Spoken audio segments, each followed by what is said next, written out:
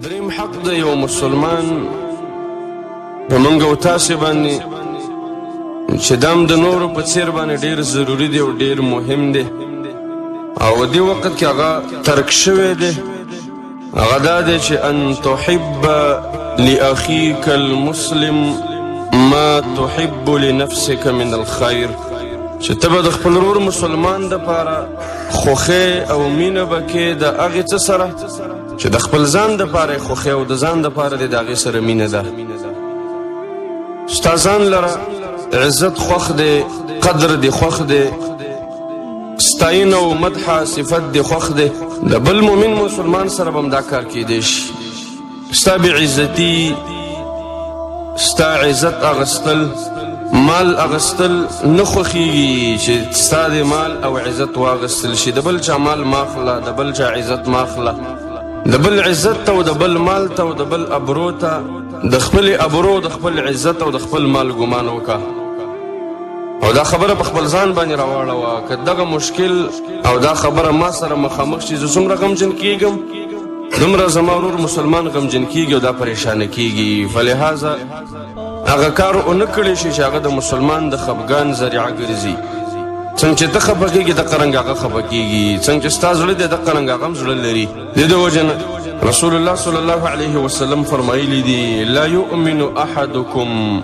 حتى يحب لأخيه ما يحب لنفسه یو شخص په تاسو کې کامل مؤمن جوړېدلی نشي نبی صلی الله علیه وسلم د ایمان نفي کړې ده د دغه شخص نه چې هغه د خپل ورور مؤمن دپاره نه خوښوي هغه څه چې د ځان دپاره یې خوښوي چې دغه سړی مؤمن نه دی لا یؤمن احدکم مؤمن جوړېدلی نشي یو تن په تاسې حتی یحب لاخیه تر څو چې دا خوښ کړي او مینې وکړي د خپل ورور دپاره د هغې څه سره یحب لنفسه چې دا یې د ځان دپاره غواړي د ځان دپاره چې څه غواړي او دا دې د بل مؤمن دپاره خوښ کړل د خیر کارونه بس ته کامل مؤمن شولې تا کې پوره اسلام او پوره ایمان راغی رسول الله صلی الله علیه وسلم فرمایلی دي ومن احب ان یزحزح عن النار ويدخل الجنه څوک چې دا غواړي چې د اور نه بچ کړی شي د اور نه ورته الله عز وجل نجات ورکړي او داخل کړی شي جنت ته فلتأته منیته وهو یؤمن بالله واليوم الاخر نورادی شدت د مرګ په داسې حالت کې چې دا ایمان لري په الله باندې په ورځ د آخرت ایمان بالله او ایمان بالیوم الاخره چې دی لرو او دې حالت کې در باندې مرګ راغی او دا قوي ایمان او مضبوط او صحیح او شرعي ایمان الله رب العالمین به د اور نه ساتي الله رب العالمین به د جنت ته وي او بیا رسول الله صلی الله علیه وسلم فرمایي وليأت الى الناس الذي يحب ان يؤتى اليه او دا دی راشي خلقو ته په هغې عمل او په هغې خبره باندې چې دا د خلقو نه غواړي چې خلق ده ته په هغې باندې راتګ وکړي کله چې ته د خلقو نه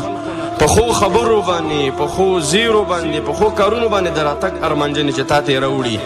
دقه رنګه بل انسان ته د هغه محبوبات ویسه د هغه محبوبات ورته پیش که او دې حالت کې در باندې مرګ راغی والله العظیم چې جنتي الله رب العالمین دې د اور نه بچ کوي ځکه دا ستا ایمان ډېر اعلی ایمان دی ډېر قوي او ډېر مضبوط ایمان دی نن په موږ باندې مرګ راځي خو موږ تر دغه ځای رسېدلي نه یې بلکې د ځان دپاره ډېر ښه څیزونه خوښوو د ځان دپاره هم ډېر خیر خوښېږي ډېر عزت او ډېر قدرونه ډېر احترامات د بل دپاره دا هیڅ نه غواړو د بل په عزت او د بل په مال او د بل په قدر موږ له غصه راځي موږ له قار راځي د هغې په څېر غوښتل خو لا پرېږدوه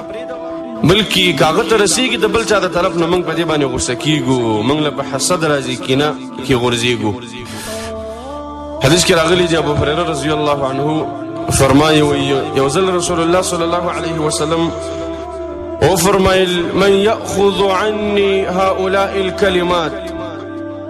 څوک دی چې واخلي زمانه دا څو کلمات فیعمل بهن په دغې کلماتو باندې به دا خپل عمل وکړي او يعلم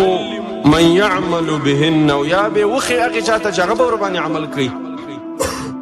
خپله به ورباندې عمل وکړي یا به یې داسې چاله ښودنه ورکړي چې هغه به پرې عمل وکړي. ابو هريره رضی الله عنه فرمایي ما ویل انا یا رسول الله زه به دغه کلمات واخلم ای د الله پیغمبره زه به په دې خبرو باندې عمل وکړم. ابو هريره رضی الله عنه دا ډېر وږی انسان و د دین او د دین دا خبرې به پرې ډېرې خوږې لګېدلې د پیغمبر احادیث به ورباندې ډېر په زړه پورې لګېدل. وایي رسول الله صلی الله علیه وسلم دا زما لاس ونیو وایي 5 خبرې ما ته وشمېرېدلې چې د 5 خبرو باندې به ته عمل کې په دې 5 خبرو باندې به ته راتګ کې. نبي صلی الله علیه وسلم د هغه دا لاس نیولی دی دې کې اشاره ده اهمیت د دې خبرو ته او دې ته اشاره ده چې دا خبرې ګوره زړه ته ښکته که دا څنګه چې د الله پیغمبر ابو هريره ته کړي دي دغه رنګه دا خبرې د رسول الله صلی الله علیه وسلم ما او تا تم دي. نبي صلی الله علیه وسلم وایي ما ته ویلي اتق المحارم تكن اعبد الناس ته ځان د حرامو نه بچ که ته به شي په ټولو خلقو کې ډېر غټ عبادت گزار غټ عابد ستانه بل څوک نشته دی کله چې ته د حرامو نه ځان ساتي. د انسان په زندګۍ کې چې د حرامو نه اجتناب وي دا غټ عبادت او غټه بندګي ده. په دې کې د انسان نه یو سبحان الله هم قبلیږي الحمدلله ترې نه قبلیږي 2 رکعته مونځ ترې نه قبلیږي جماعت ترې نه قبلیږي عمره او حج ترې نه قبلیږي صدقه او خیرات ترې نه قبلیږي. او کله چې انسان په زندګۍ کې حرام لري او حلال نه نو که د ده دا تندې تور شي په سجدو باندې رب العالمین ته هیڅ حیثیت نه لري. رب العالمین یې نه قبلوي د حرامو نه اجتناب. افضل دین او بهتر دین دا ورعه دا ورعه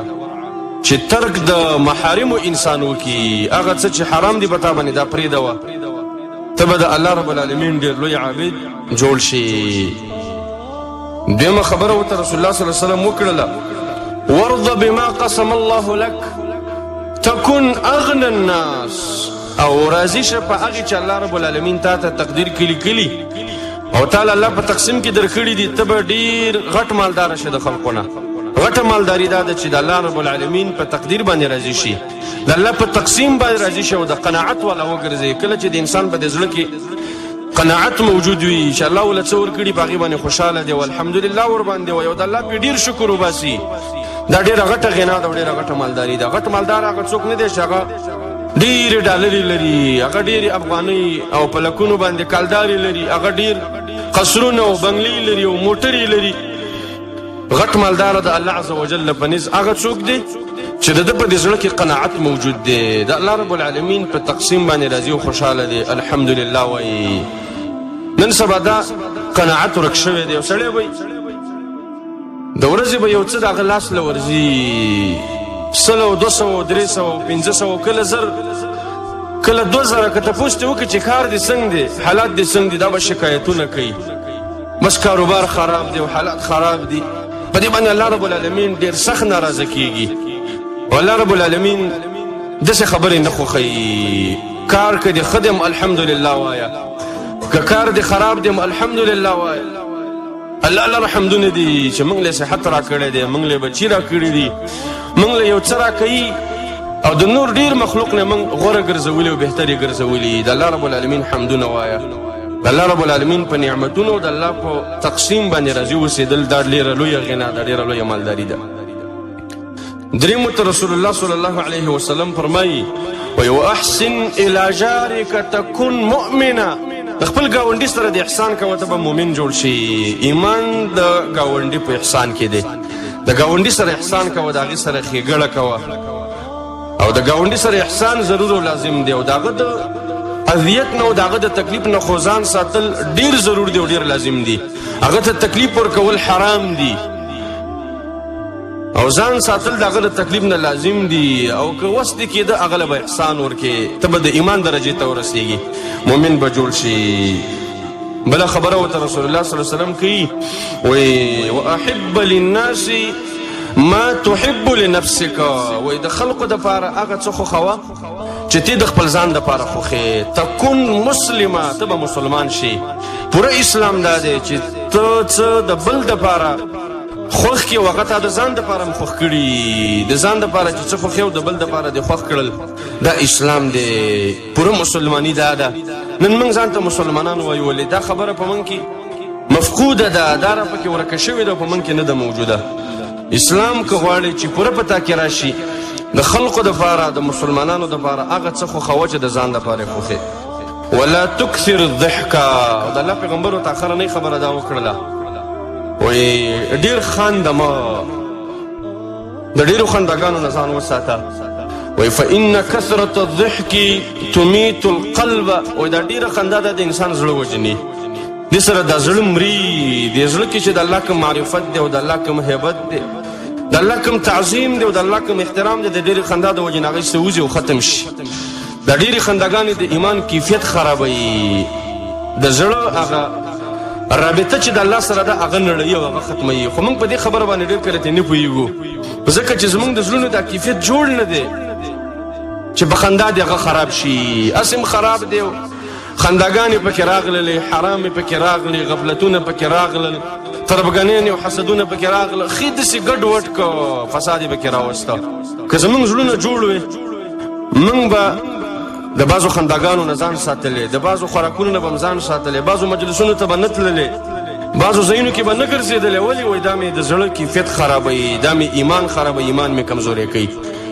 رسول الله صلی الله علیه وسلم د خپل امت داسې یو امت جوړوي چې دا غمجن وي، دا لږ پریشانه وي، د آخرت خبرو دې غمجن کړی، د قبر خبرو دې غمجن کړی، د امت غمونو او دردونو دې غمجن کړی. نن خو خندا لا پرېږده، ځوانان په دونه مستۍ کې ورننوتي دي چې بغیر د واده نه په عامو حالاتو کې داسې موسیقیانې به دې موټرو کې غږوي چې ته به فکر نه کوې دا مسلمان دی، ته به فکر نه کوې چې دا مؤمن دی او دا په یو اسلامي کورنۍ کې پیدا شوی دی. داسې ګړزا به په دې ګاډي کې جوړوي، او څوک نشته چې دې ته وایي دا کار مه کوه. دا د الله رب العالمین نافرماني ده، دا د الله رب العالمین مخالفت دی. او که ته دعوت ورکړی شي، یو قسم ته خندا کوي په دې خبرو پسې چې ته ما منع کې د داسې یو څه نه چې زما زړې غواړي او زما د زړه پکې اطمینان دی، او دا خو د روح غذا ده، او دا فلان او دا فلان. والله که داسې ځوانان الله رب العالمین ته د ایمان په حالت کې ودرېږي، د داسې ځوانانو ایمان به خرابېږي، د دوی دین به خرابېږي او بې ایمانه به د رب العالمین مخې ته ودرېږي. د ډېرو خنداګانو نه زمونږ دین زمونږ واګې رانیولي دي چې دا مه کوه، زړه دې خرابېږي. او زړه چې د انسان خراب شو، وحشي جوړېږي، د انسان نه درنده ترې نه جوړېږي، سبوعیت پکې پیدا کېږي. د زړه ساتل ډېره مهمه ده او ډېره ضروري ده. رسول الله صلی الله علیه وسلم امت ته درسونه د دې ورکړي دي چې ته د ځان دپاره څه خوښې هغه د بل مسلمان دپاره خوښ که، د ځان دپاره چې څه نه خوښې نو بل مسلمان هم نه خوښوي. ګوره د هغې نه فریض وکړه، د هغې نه اجتناب وکړه. رسول الله صلی الله علیه وسلم ته یو ځوان راځي، رسول الله صلی الله علیه وسلم ته فرمایي وایي ائذن لي بالزنا، ای د الله پیغمبر ما ته د زنا اجازت وکړه، زه ځوان یم، زما ځواني ده او د زنا ته مې زړه شوی، شهوات مې دي، ای د الله پیغمبر ته اجازت راکړه چې زه زنا وکړم. دا خبره چې وکړه صحابه کرام ناست دي، فاقبل عليه القوم فقالوا مه. صحابه کرام ډېر جذباتي خلک، داسې خبرې چې واورېدلې ډېر بد اثر به ورباندې کوو، ورپسې ورجګ شو، مه کوه داسې کار، مه کوه داسې خبرې، مه کوه، دا ته څه وې؟ غلطې خبرې کې د الله د پیغمبر نه د غلط شي اجازت غواړي. خو رسول الله صلی الله علیه وسلم یو مشفق معلم دی او ډېر رحیم دی، ډېر مهربانه شخص دی. هغه ملګرو ته ویلي چې دا ملګري ته داسې خبرې مه کوئ. هغه ته ویلي ادنو ما ته لږ راقریبه شه او رانږدې شه. هغه ځوان د الله د پیغمبر خواته راغی، رانږدې شه، کېناست. رسول الله صلی الله علیه وسلم ته تپوس کوي، وایي اتحبه لامک، آیا ته دا زنا د خپلې مور دپاره خوښې چې یو سړی دې ستا د مور سره زنا وکړي؟ نو هغه خو ډېر مؤمن او غیرتي ځوان دی. هغه ویل والله د الله په ذات مې دي قسم، والله دې ما ستا نه قربان کي، لا زه خو دا نه خوښوم د مور دپاره چې زما د مور سره دې څوک زنا وکړي. نبي صلی الله علیه وسلم ته فرمایي وللناس یحبونه لامهاتهم، دا عام خلق هم د خپلو میندو دپاره دا نه خوښوي چې څوک یو سره زنا وکړي لکه څرنګه چې ته د مور دپاره زنا نه خوښې دا خلق هم د زنا د خپلې مور دپاره نه خوښوي خلق هم په دې باندې خفه کېږي چې زما د مور سره څوک زنا وکړي لکه څرنګه چې ته خفه کېږي په دې باندې افتحبه لبنتک آیا دغه زنا ته د خپلې لور دپاره خوښې چې ستا د لور سره څوک زنا وکړي وایي والله جعلني الله فداءک د الله په ذات مې دې قسم الله دې ما ستا نه قربان کړي لا زه خو د لور دپاره دا نه خوښومه وایي ولا الناس يحبونه لبناتهم خلق هم د خپلو لورانو دپاره نه خوښوي لکه څرنګه چې ته د خپلې لور دپاره زنا نه خوښې خلق هم دا نه خوښوي چې د ده د لور سره دې څوک زنا وکړي بیا ورته رسول الله صلی الله علیه وسلم وفرمایل افتحبه لاختک د خپلې خور دپاره دې دا خوښې چې د هغې سره دې څوک زنا وکړي لا والله جعلني الله فداءک داسې نه ده د الله په ذات مې دې قسمي الله دې ما ستا نه قربان کړي زه د خپلې خور دپاره نه خوښوم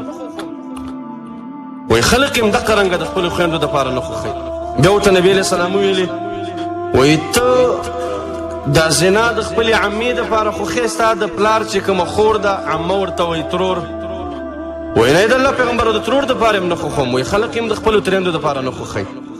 وایي د خپلې خالا دپاره خوښې هغه چې ستا د مور خور ده وایي نه د الله پیغمبره د هغې دپاره هم نه خوښوم وایي خلق هم د خپلې خالا دپاره نه خوښوي رسول الله صلی الله علیه وسلم دا هغه زنانه ورته وښودلې چې په دې شخص باندې حرامې دي په دې باندې ناروا دي دې باندې بندې دي رسول الله صلی الله علیه وسلم ورته په هر ځل باندې وایي چې ته څرنګه د دغې سره زنا نه خوښې دغه رنګه خلق هم دا زناګانې نه خوښوي د دقې زنانو سره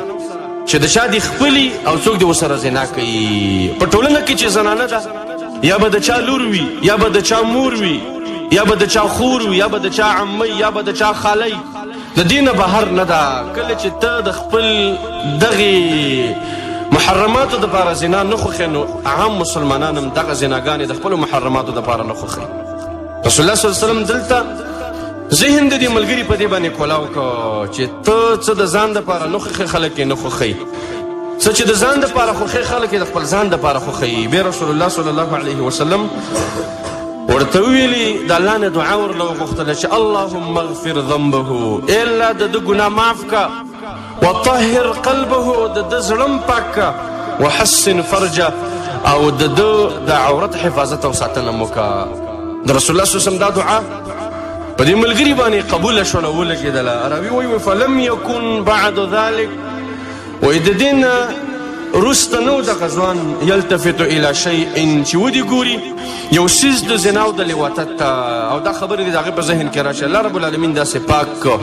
د رسول الله صلی الله علیه وسلم د دې دعا د وجې نه دا دعا د رسول الله صلی الله علیه وسلم هر هغې ځوان ته ده چې د هغې زناګانو ته زړه کېږي په هغې باندې وس کېږي خو نه کوي د الله رب العالمین د وجې نه د هغې نه اعراض کړی دی د رب العالمین د وجې نه چې دا کارونه چا پرېښودل الله به یې مغفرت نصیب کړي الله رب العالمین به یې دا زړه پاک کړي او الله رب العالمین به د هغه عورت د دې بدو اعمالو نه وساتي نن هغه خلق چې زناګانې کوي هغه خلق چې لیواتتونه کوي هغه خلق چې غصبونه کوي هغه خلق چې لوټ مار کوي سوچ دې وکړي چې دغه کار ته د خپل لور دپاره د خپلې ښځې دپاره د خپل خور دپاره د خپلې عمې دپاره خوښې نه خوښې چې ته نه خوښې دغه رنګه خلق هم نه خوښې که چېرته موږ او تاسې یوازې دغه د مسلمان حق په نظر کې ونیسو والله العظیم په ټولنه کې به لواطتونه ختم شي زناګانې به ختم شي غلاګانې به ختم شي د مسلمانانو دا وینې چې اخیستل کېږي او دا تویې کېږي دا به ختم شي هر مسلمان به بل مسلمان ته د عزت او د قدر په نظر باندې ګوري د احترام او د تقدیر په نظر باندې ورته ګوري به